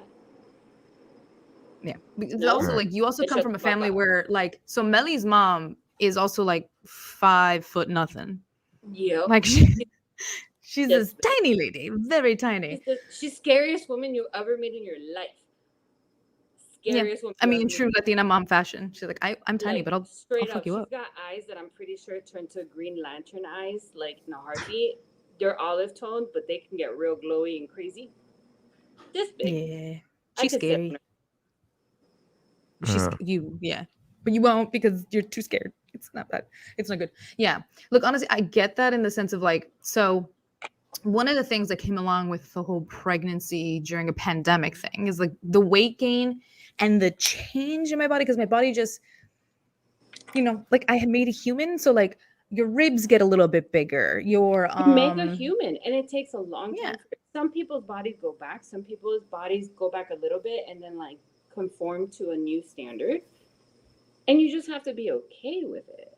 Yeah, but it takes a bit. It does take a bit to kind of be like, okay, what are the parts of me that you're getting to know a new body. But that happens even when you lose weight too, because like everyone expects for some reason, like whenever you're heavy, you think that like the moment you lose weight, you're going to be fine. You're going to feel great. Like all this stuff is going to happen, but like your body's going to be different then too. You're still accommodating to that. You're still just like, all right, what do I do with this now? Like, I can tell you like from my own experience, 100% now. One of the hardest struggles I had was a year into losing the weight and waking up and looking at yourself and feeling like you are back at your own weight. And you're looking at yourself and you're seeing in real time who you are, but somehow your mind is seeing something bigger. Okay. You're literally like you're still suffering that bit of that body dysmorphia. Give me 2 seconds, guys. I'm just gonna mute myself 2 seconds. I have the electrician calling me because I sent him that. Yeah, because he fucked video. up. He's reacting now. But I'll be honest with you. Like, that's ridiculous. Look, you know what? That's good service, though. That is good service. On the 22nd, 2 days ago, was 5 years of me having surgery, and I can tell you, till to this day, just last week, I looked at myself and I was like, I'm back where I was, and it's but not even remotely at all. I'm 210. I've gained a few pounds. I've lost a few pounds. COVID had me gain 20 pounds. I've lost some of that. I'm back and forth. You know, I'm almost at where I should be, like where it was pre-COVID. But you know, it's topsy-turvy. Yeah, but I think we all have to be a bit gentle with ourselves when it comes to like the COVID thing, you know? Of course, but I've lost it. Like I can't even say I haven't lost it because once I got back to work and running around, like that shit goes out the window. And I'm back to 210. When before COVID, I was at 205, 207. We're talking 5 pounds. Yeah. I look at but you feel it sometimes, and I'm like, I'm fat again. I'm feeling it. I'm like, ugh. And it happens because your body and your mind are so used to seeing you. Remember that I was like that for 10 plus years. So when you've been big for so long, your body, your mind like retains that. So even when you lose the weight, there are still moments in time where you're like, oh, look at me. Because you want the perfect image or what you thought was a perfect image, and it's not happening. Yeah. But and that's the thing too, is that we all have this mental image of where we're supposed to be. But I can actually attest to the fact that there is times where I've hit the goal I had previously set for myself. And like, even when you hit that, you're just like, there's still more. And it's a dangerous place to be in, because all of a sudden it's one of those things where you're like, you're just always unsatisfied with what you're looking at. And at that point you have to like figure out that's a me thing. Like something's happening with me. That's how you get into eating disorders, because suddenly your goal isn't good enough. But your goal is good enough because your goal was a healthy goal, right? Because you didn't try to go to like this extreme. You're like, I want to weigh 100 pounds. You're not going to weigh 100 pounds. We all know you're not going to weigh 100 pounds. I will never forget when my bariatric nurse asked me what my goal weight was. And I was like, I want to weigh 165. And she said, ma'am, I appreciate your enthusiasm. You're going to look like a skeleton if you get to that weight. You are 5'7". I am 5'7". I have a petite frame. You have a large frame, because that is my frame. That is scientifically proven. Big boned, my frame. And she's like, I weigh 180. I am petite. If you get to 180, you would be a skeleton. Yeah. See, I still remember, speaking of your frame, I still remember the day that we watched, and this is why it goes back to representation, like sometimes, right? Like I always harp on about this. We watched Lilo and Stitch, and like Layla, her older sister, came on, who looks fucking beautiful in the movie, but she has normal curves and anything. She's bigger and stuff, but she's not, you wouldn't say she's big, like at all. But you looked at her, and I remember you being like, that's my bitch. That's her. like that's something I can own. Moana. And like, I am Moana. Yeah. She's thick. Yeah. She's thick. Alex would say, we need for Halloween for you to be Moana. I'll be like the other guy, and then like Gavin would be the crazy chicken. It was funny. But yeah. So today's supposed to so be dealing with the bariatric, like dealing with the surgery and all that stuff, like how are you coping? What do you do for Thanksgiving and stuff? Because I know Neri was mentioning earlier that he's just not fucking with it. So, where are you landing lately? Bariatric surgery teaches you a lot. I'm 5 years out, so it's a little bit easier. When I first had it, I was obviously very new right after Thanksgiving, so I had like turkey broth. My mom made me turkey broth. No, that's what I was still on theme. It was 2 days after my surgery. We had turkey broth. And you like smelled the pie. I don't even like sweets anymore. Like the sweet concept of me is like, I'll take like a spoon. I'm like, oh, I'll try it. But because sugar does something to my system that makes me feel so ill and gives me what is called dumping syndrome, which is your stomach goes crazy, you get nauseous, you're going to throw up, or otherwise I throw up, but sometimes otherwise. So I really don't eat a lot of sweets. Stephanie, she's talking about diarrhea. She's talking about pooping. No, I understand. I understood by the dump. Thank you. Captain Obvious. Where's your hat? Where's your hat? Right. It's a helmet. It's a helmet, madam. It's a helmet. No, but like considering you've had all these days off of sugar and carbs yourself, has there ever been any day where you have like maybe tried something really quick and stuff like that in an area that like you're like maybe I shouldn't have right now? Because like I imagine if you've had all this time without, the moment you do have it probably hits your system. Still have the same concept. It's the same. It's taking it away from your body so that when you reintroduce, it's like when someone doesn't eat meat for like a year and suddenly decides to eat red beef, they can't process it and they end up getting sick. It's the same concept when you take something away. Like I can't eat red beef. Or now with that attitude, Melly, come on. No, I genuinely can't. Like no, I know this is a comedy podcast, so I got it's like a rock in my stomach. I'm like, when is this gonna? And I just end up going away. With the dumping. So I've been on this this high protein for 27 weeks, and so personally, to answer your question, Steph, I haven't had any sweets and I haven't had any bread. But there have been times where I've had the wrong kind of protein, the wrong kind of meat, in the sense of it's been cooked too greasy. Mm-hmm. So like I'll have the logic of like, oh, it's bacon, so bacon is still meat, it's still protein, but it's very greasy. But it's fatty. It's fatty, and then so I've had that, and I just didn't feel right. Like it felt like I was like, and it wasn't like, oh my god, I'm dying. It wasn't, oh my god, but it was like, should not have had that. Should not have had that. What? No, I didn't throw up. Oh no, I didn't throw up. I no, I haven't thrown. But Melly was suggesting that I threw up. No, I didn't throw it up, but I remember having a feeling of like, oh, not a good decision. Not a good. And your body just kind of like doesn't. My body was like, this is fucking gross. And being 40 years old and always eating fattening food, even at my thinnest, 2018, 2019, I had lost a good amount of weight and I had gone down, and I was going to the gym and I was doing all of this shit, whatever. Even then, I would have my cheat days. Right, I would have my one cheat day a week. Stephanie, you remember me talking about the cheat days. Me and Mike would be, oh, we're gonna have a cheat day today, and blah blah. Every week I would have a cheat day. I haven't had a cheat day in 27 weeks, so it was not. It was a very different feeling from even other previous times of me trying to be healthy or me losing weight. This time around, eating. I think it was like maybe 5 weeks ago. So I was at 20 weeks or 20 or something like that. And I remember eating bacon and I was like, oh, I should not have had that. And it wasn't like a tiny bit of bacon. It was like one whole strip. And I was like, nope, bad decision. Bad decision. Not it was the Anchorman reaction. It was like, I immediately regret this decision. Immediately just don't feel good.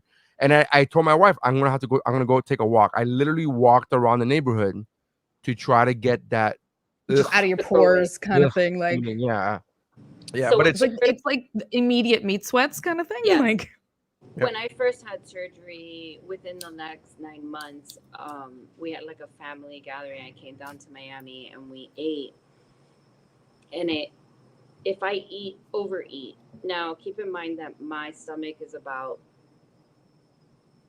3 ounces, so it's like it's like less than your palm then. To a toddler. Yeah. Shit. I was gonna say my daughter could take down 6 ounces of milk right now. Give or take, right? So. Well, solids versus liquid is different.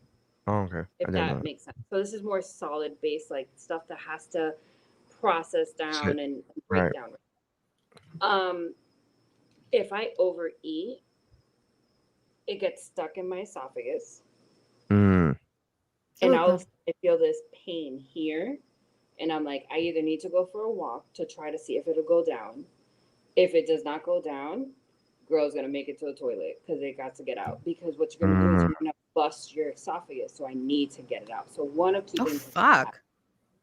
But isn't it weird how a walk helps with that? Isn't that fucking weird? Because I felt the same thing. I'm like, oh, I ate too much grease. I got to go walk. Like immediately, that was my instinct. Go walk.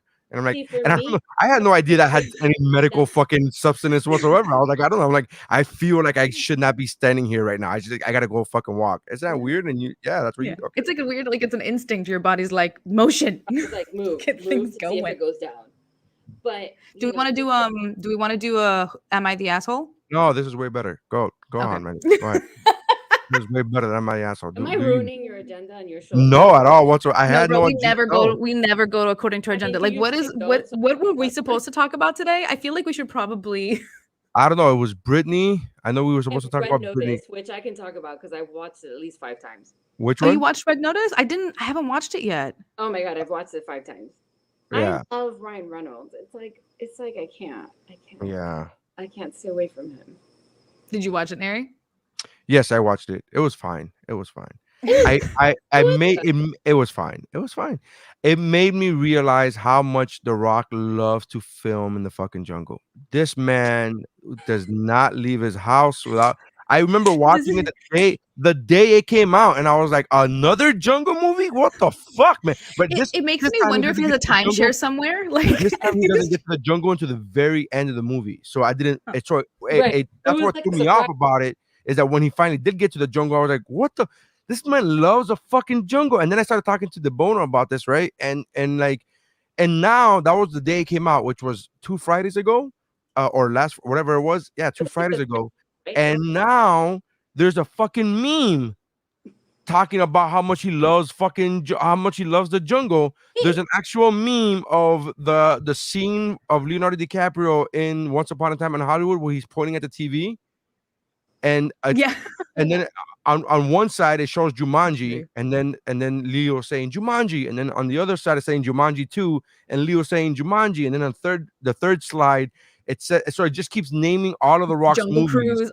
Jungle Cruise, and then in everyone Leo just keeps yelling out Jumanji because it's the same fucking thing, and it's literally like the day that the movie came out on Netflix. I noticed it, right? And then now it's a meme, and I'm like, fuck, man, I should have capitalized on that. The Rock just knows that he suits the khaki colors, and like green looks good around his skin tone, and he's gonna work with it. He's like, it makes me curious. Like, I kind of want to. I'm pretty sure those are all 3 films were filmed during Jumanji, the first one, when he. But it was kind of curious. So many. Look, I'm telling you this right now. I wrote down the list. Hold on. Yeah, I'm kind of curious to see if any of the locations have any commonalities, like, or if any of them are the same place. Because, like, maybe logistically, he was like, "Look, I'm gonna be here for a while. Who wants to do some shit? Get me money. Let's go." All right, so ready for this? Right. Jungle Cruise, Jumanji 2, Hobbs and Shaw, Rampage, Moana, which is fucking animated, Hercules. In Hercules, he was in a forest. I don't know if you want to count that as a jungle, but it was a forest. No, I would say no if it's a forest. Journey 2, Center of the Earth, and then the Rundown. And the Rundown. And then he still has Red Notice, and then he still has Red Notice. And then Jungle Cruise is in that list or no? Yeah. Jungle Cruise is on that list. Yeah, so that's a lot of fucking jungle, man. Yeah, I still put Hercules in there because I'm like, it's close enough. It's a fucking forest. It's close enough. This is bullshit. Well, it makes me curious because you know how like that one guy from Lost started showing like what's his name? The bald guy? No, it was like the really hot Asian guy. You could have just said the Asian guy. He was the one. There was one Asian dude in Lost. No, there's another South Asian man. Yes, Indian count as Asian as well. And back. Yes. Did you ever see the movie Cock Blockers? No. John Cena is in the movie, I know and then he's married to an Indian woman, and somebody goes, "Oh yeah, somebody said Asian," and he goes, "Yeah, my wife is Asian." He goes, "No, but like Asian," and he was like, "Yeah, my wife is Asian," and he was like, "No, your wife is Indian," and he goes, "Yeah, India is in Asia," and he goes, "But I meant like normal Asian."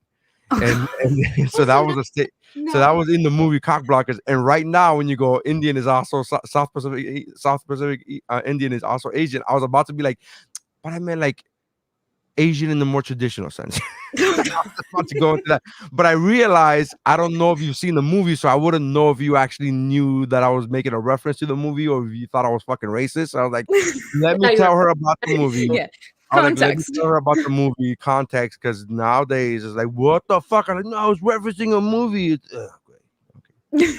Go ahead. No, so like I forget his name. I have to look up this actor's name, but the guy I was talking about from Lost, there was like that period of time where like any movie that's happening in Hawaii, he's gonna be in it. Just because is it the Asian guy? He's the guy from Hawaii Five-0, right? He's in Hawaii Five-0. He's in Hawaii Five-0. He was also in a few other movies. Exactly who it is.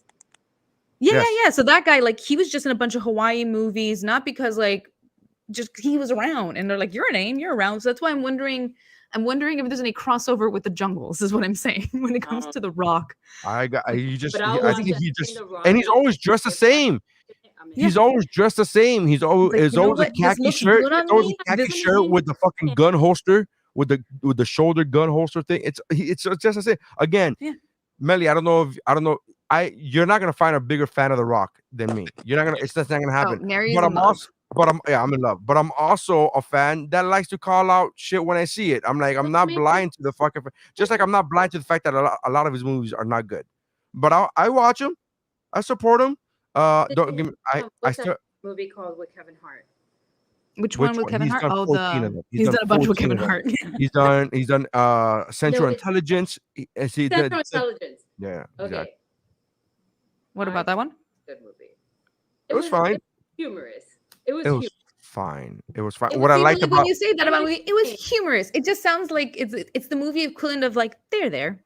Yeah, it was fine. But it was entertaining because that's out of his own character, because now he's playing this weird role that's not really his usual role. Because he's playing an insecure high schooler, post high schooler, now adult, but still have major insecurities. Oh man, that scene hit so close. That scene hit so hard in Central Intelligence because he's this big buff dude. He's The Rock, but when he met up with his high school bully, he just saw himself as that fat kid. Correct. And it was a comedy, but I was like human. It was a very human moment. Like no matter how much you change yourself, when you reach your enemy, you're like, fuck, you still go back to the person that you were. No, 100%. Yeah, well, like even what Martika was talking about earlier, when we were talking about families, it happens with family too, bro. Like, 100%. You revert. 100%. I agree with her. Like what she was saying, she's like, I'm in an Airbnb because my mom, like, if I had to spend more than like a couple of days with my mom, I'd be like, I'm out. I gotta go do something. I'm gonna go stay at someone's house. Like, I gotta get out. Why? Because my mom drives me nuts. I live 5 minutes from my mom right now because I've now established back in Miami. Where'd you go before, Manny? I lived in Orlando for it was amazing. I didn't have any family there. I can just come over and do whatever.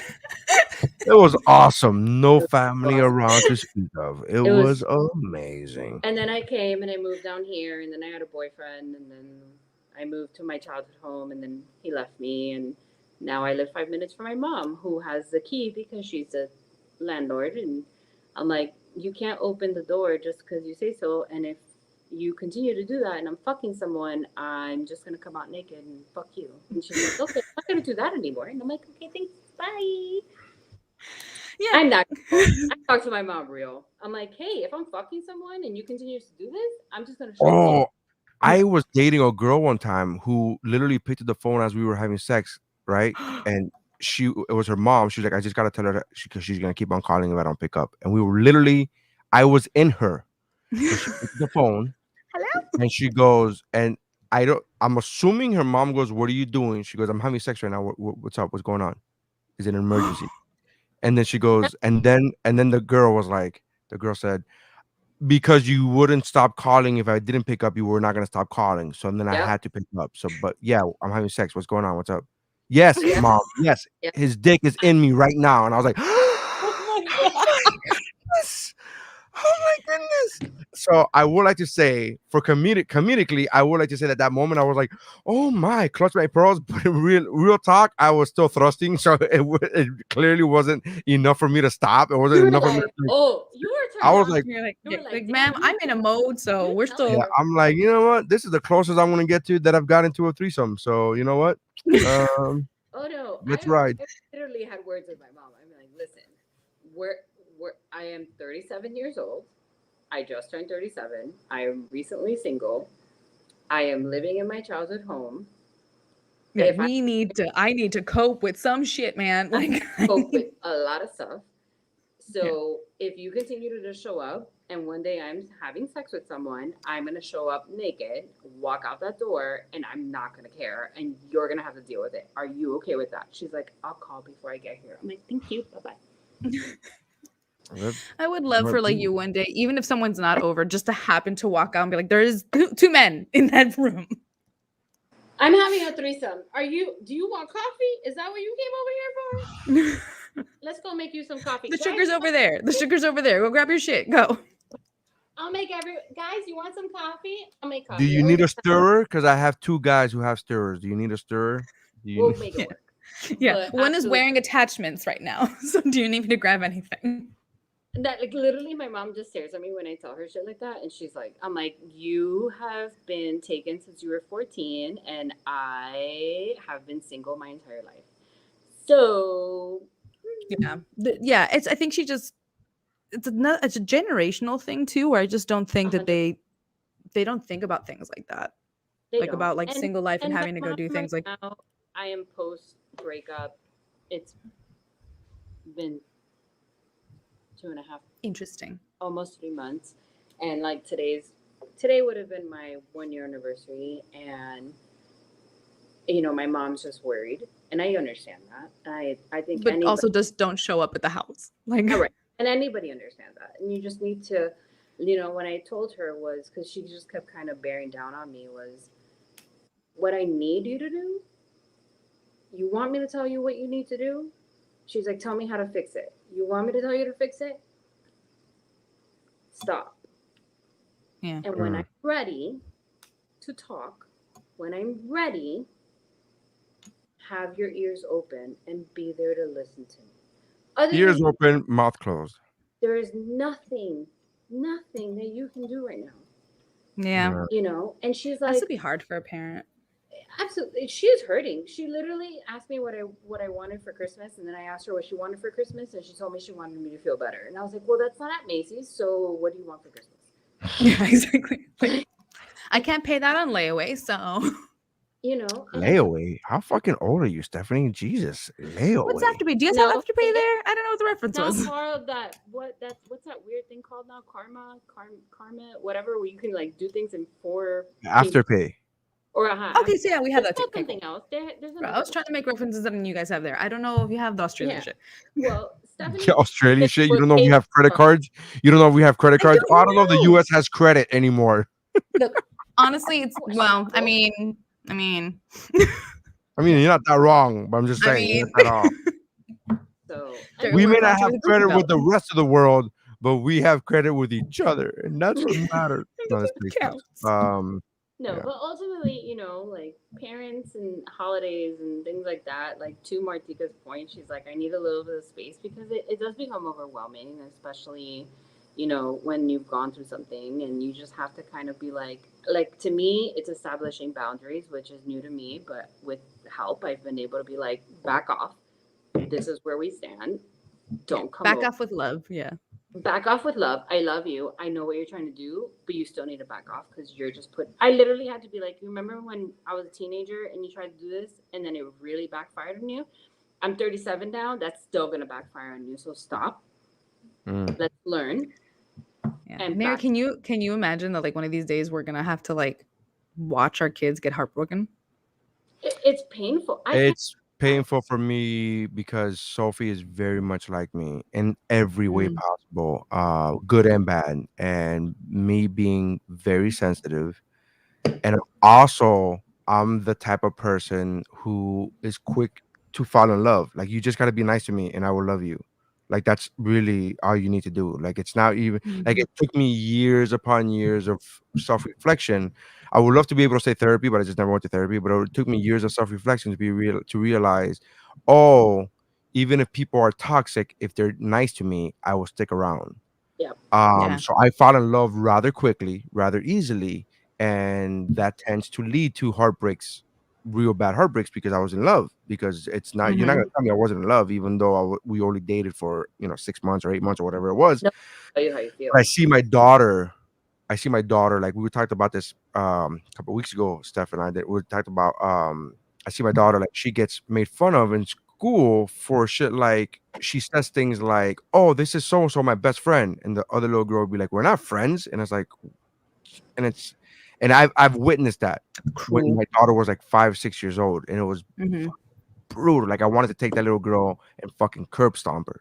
Like I wanted to just be like, fuck you, but it's hard. Yeah, it's hard. It sounds like your daughter and potentially you are empaths. Yeah, that's what we were talking about that. Yeah, Stephanie said that to me last time. She's like, "You're an empath," and I'm like, "I don't know what it means, but it hurts my feelings when you call me names." And she's like, "Yeah, that's exactly what we're talking about right now. That's it. That's right there." So I'm an empath. Stephanie can tell you, give you God knows how many examples, but I am a very deep empath, and yeah, you tend to give people chances when they don't deserve them. Things like that, like. Oh, really, Stephanie? Only her? Oh no! I know. Only I know. Pot kettle. I know. Listen. Don't you be fucking attacking her. I'm in Miami. I can find your ass. I'm very public. I post where I'm gonna do shows. I'm not hiding. But I fucking Stephanie and I, when Stephanie and I met, our first conversation was, do I get to keep you when you guys break up? That was our first conversation when I first met her. No one, and I agreed. I was like, okay. Yeah, and I was like, this is not gonna end well. Hi, by the way, nice to meet you. This is not gonna end well. Can I keep you afterwards when everything is said and done? So yeah, a lot of people were like that with that particular relationship, being like, "Hey, nice to meet you.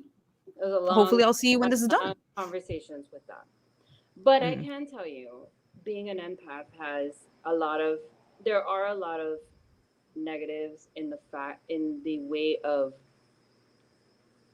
having the energy that you do. You're a healer, your intuition is on point, and it's a beautiful thing. But the negative factor is that you can be alone at a restaurant sitting at the bar trying to eat by yourself, and 5 seconds later someone shows up. The bar's empty.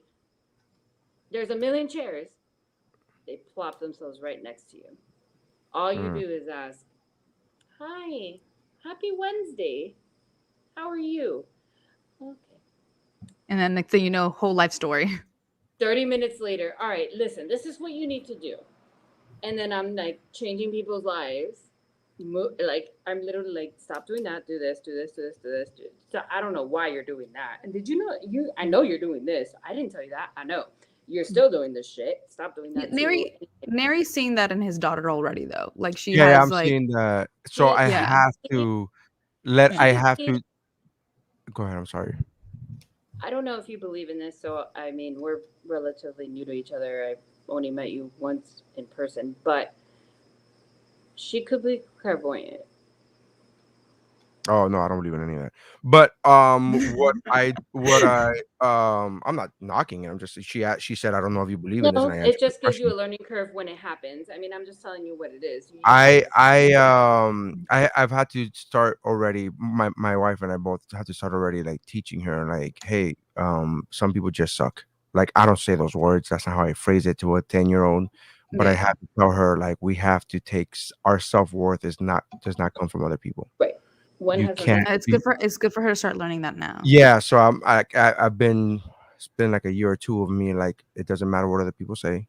I know, and I've told her I'm like, it's suck now, but dreams of something that was happening. What? Have you ever had her? You broke up. Dreams of something that was happening that hasn't happened. No, I mean I've dreamt about threesomes a lot, but it hasn't happened. So I mean if that's what you're talking about. It's not a dream. Oh, okay. I mean, the person was on the phone. Deja vu, if you will. No. But yeah, so that's what I've had to, my daughter's one of those, like, she's just like me. She's like, so like, I have to teach her now, knowing what I know about life is like, we can't take our self-worth from other people. We can't get it from other people. We got to get it from ourselves. It doesn't matter what other people say. And I try to instill the thought of don't change who you are. Don't change yourself being kind, and don't let it, like, I've never said the actual words to her, but I've never said, I'm trying to relay the message of like, don't get bitter, and don't let them make you a bitter, ugly person on the inside, just because X amount of people or certain people during your certain parts of your life turn down your love. Like, okay, my love wasn't for you. Cool. We're moving on to somebody else, and we just move on with our life and just never. So I try to tell her, the words I do use, I'm like, I've told her this. I said, your superpower is that you're kind. That is your superpower. You are kind and you're a generous person, and don't let anybody be your kryptonite. You have to continue using your superpower. And if they don't want it, then we're going on, we'll move on. So that's how I've expressed to a 10-year-old, we don't take our self-worth, because I can't say that to a 10-year-old. We don't give a shit what dickheads say. Yeah, we don't know. The world is a mean and nasty place, and we'll beat you to your knees and keep you there if you let it. Super Rocky. Messages that you could ever give her, as someone who has always been overly sensitive and overly intuitive. My family always told me that I was too sensitive and too emotional. So that's the wrong way about going about it. Yeah. And that I was too much. You feel too much. You take on too much. But I can't stop. I was told I was a bitch. Stop being a bitch. That's the phrase that I was told multiple But that's the different way that that's a different way that they say things to like girls and guys, right? Like the girls is like be less, and the guys like be less of a bitch. Like it's one of those things where like boys are taught that toxic Mexicans and bullshit, and then girls are told like puto, stop your fucking crying. And like I was like, oh Jesus. It was that's just, not helping. It was just a dog. Let it fucking go. And I was like the reality she's never going to stop being who she is. That's her nature, and that's going to continue to be her nature as she grows to be an adult. And the more that you can have her accept it and understand that that's okay, even if people aren't accepting of it, will give her more strength and less therapy time in the long run. And that's a lot. Yeah, save a few bills. That's my whole goal, man. I'm just trying to get. I'm just you know, as a parent, my goal is to be like, let's keep the trauma, the therapist bill to like the minimum. You know? Like we do still live in the States. Like you just gotta. My mother now is like, I get that this is how you are, and I accept you, but I still don't quite understand. Like she herself doesn't understand, and it's because she's not me. I feel what she is never going to feel. My mother, when she gets, vamos a decir, insulted, she doesn't look at it like, why am I insulted? Well, my feelings are actually hurt. I'm feeling this sort of way. I feel she won't be like self-reflect on it. No, she's gonna look at it and be like, fuck you. I'm fucking like, she's a bulldog. She's a bulldog. You don't fuck with my mother. And I have the same thing. I have people long run. What were you saying, I've had people in my life with the same way. Like Mike talked about this one time where he was in a group of, and he referred to it as like dumb Americans when he was in Japan, and they were getting like at a dinner and they were super loud. It was a busy restaurant, but they were super loud. His group specifically was very loud, and they had people, a maitre d' come over and like, hey, you guys got to quiet down a little bit. His friend's immediate reaction was to be like, what the fuck? Where Mike had to step in and be like, hey, I'm sorry. I apologize for being a lot. Yeah, it's a cultural thing. He equated it to a cultural thing.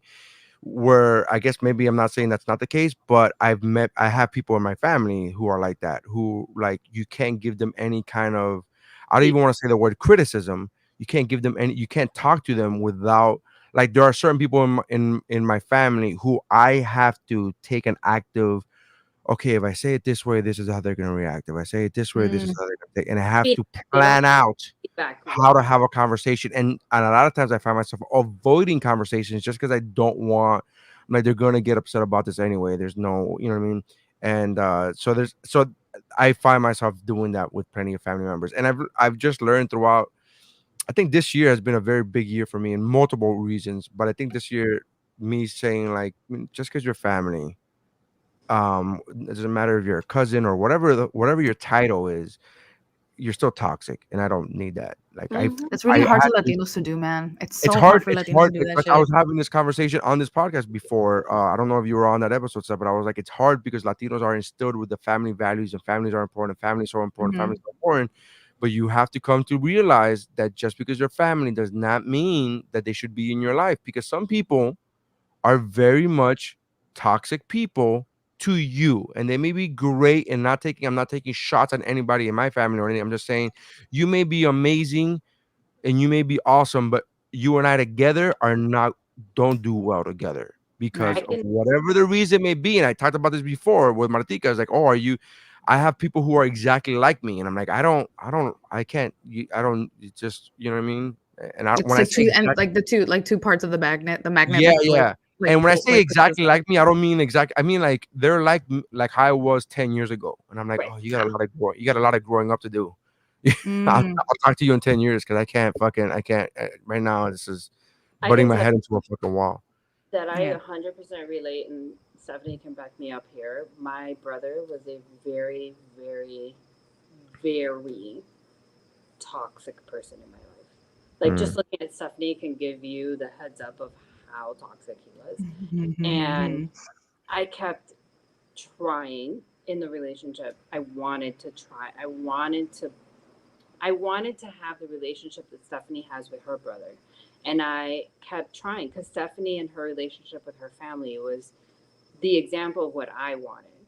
And it got to the point that he got into a fight with my parents, and he stopped talking to my parents for 10 months, that I finally was like, fuck this. Yeah. Like, now you're fucking with family. Now you're right. And now it's like you're on the other side. Even though that is your family, now you're on the other side. And when my parents took him back because they were desperate to take him back, because parents are parents no matter what. Your kids are yours. Yeah, it's hard, man. It's hard for parents. Your kids are your kids no matter what. You take them back. You forgive because they're yours. You made them. I did not. And he kept trying to reach out to me, and I kept not. And finally, my mom had to be like, do you not think that she's mad at you? Do you not realize that she's upset with you? And he kept trying, and I finally responded back to him, and I said, I work for a hotel that has discounts, and he would only contact me when he wanted to. Yeah, because it wasn't even he was reaching out to like reach out. He was reaching out to get help. Right. We're just, who the fuck cares about my life? Yeah. Right. And it's a whole thing. Family, man. Family's so complicated and stupid. We're all dumb. But he was also very like unbelievable. And I finally got to the point, I said, I'm going to send this to you. I said, however, from this point on, we are done. You're not getting any more of these. I'm done with this. I'm not a discount form. This is not fucking like coupons.com. And you need to fucking figure it out. And if you don't have... Get this at the boundary. If you don't have the balls to ask me about my life and how my life is going, then you don't get to get anything else. And I dropped it, gave it to him, moved on, and did not talk to him for like a year and a half. Wow.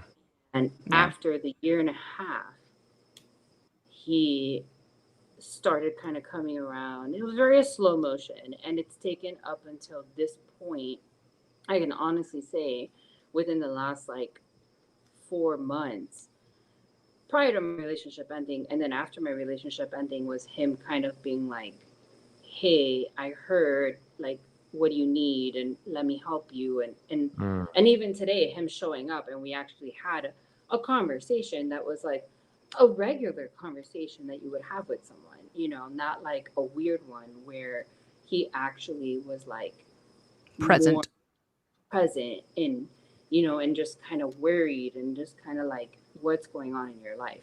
But it has taken, I mean, when he disowned my parents, it was 2017. I mean, it was an entire year. It was very painful. And painful in the sense of like, I wasn't missing him by any means. We didn't have It's painful to watch your parents go through that. Yeah. But my parents would call me crying. Yeah. I was in Orlando, and I would have my parents call me crying separately and then together. And I'm like, fuck. Bro, that's a lot. And when you have to deal with that, and then he comes back and they take him and they forgive him, you are not as forgiving because you're like, fuck you. Well, it's kind of like when your friend takes back the guy that they shouldn't take him back, and you're sitting there like, bitch, how many times have we had this conversation? Right. But it's apparent, like, they're gonna do it. They're gonna do it. But your parents, it's so, I feel like it's so much harder when your parents are crying to you because your sibling is fucking up, and like it's Father's Day, it's Mother's Day, and it's your birthday, and he doesn't call, and he doesn't do anything, and they're just like, they're in pain, and you're just like, I'm so sorry. And he's never gonna get that time back, and I think he's working towards mending that with them. Yeah, at least he's putting in the work. Which shows growth on his end. And again, as I said before, Stephanie can tell you the type of person he was. And the fact that he's making these strides tells you there is growth that's happened. Yeah, I mean, we're all people, man. We all make change. Oh, look, we got a comment. Melly says that she is down to do a live. Oh. Angie says, "Oh my God, I'm loving this, my sister." Aww. Our Angie face. Anyway. Have with the people, with the family that you've had to go no contact, low contact. Considering this is considering it's a Thanksgiving episode, what other time to talk about family that we can't get along with? Like with the family that you've had to go no contact or low, however it is, have you actually had the conversation with them, or are you just kind of like letting it just? Well, here's okay. So there's I've never had the conversation because the people who are that frame of mind, like going back to what I was saying before, like defensive, immediately, like any kind of criticism or conversation is like, I gotta attack, fuck you. Like your immediate reaction is to attack.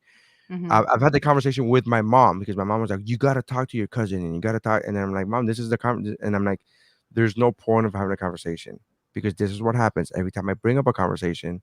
They get defensive. And I use the example of the restaurant with Mike. I use that example of like, they don't have it in them to be like, what they're feeling is embarrassment that I'm calling them out on something. And what their reaction is anger. And I don't need that because I didn't do anything wrong. In fact, they're the ones that did something wrong. And I would ask, so I've had that conversation with my mom, which is twofold. One, it's therapeutic for me. And two, I know I was going to get back to that person at some point, because my mom is my mom. So I know that conversation is going to get back to them. But no, I don't have that conversation because here's the thing. I'm the youngest in the family of my generation. I'm the youngest in the family. And if I'm 40 and I could fucking spot this, you should be able to spot this. Yeah. Like you're 46, 47 years old. I shouldn't have to fucking tell you, hey, you're being toxic. I shouldn't have to have this conversation. Like you're being toxic and I'm not criticizing you. I'm simply, asking a question and blah, blah, blah. Like I shouldn't have to go through this. Yeah. But there's only so much like energy you're going to put into it. That's the other thing. That's like the other thing. It's like I was having this conversation with my friend about my family, and I was like, dude, I gotta be honest with you. I'm fucking 40. I got 3 kids. I got other shit that I gotta deal with. You know what I mean? I'm trying to fucking better myself through my eating habits. I'm trying to better myself. I'm trying to work on my relationship with my kids, and I'll do this all while trying to get some work from a fucking phenomenally awful year business wise.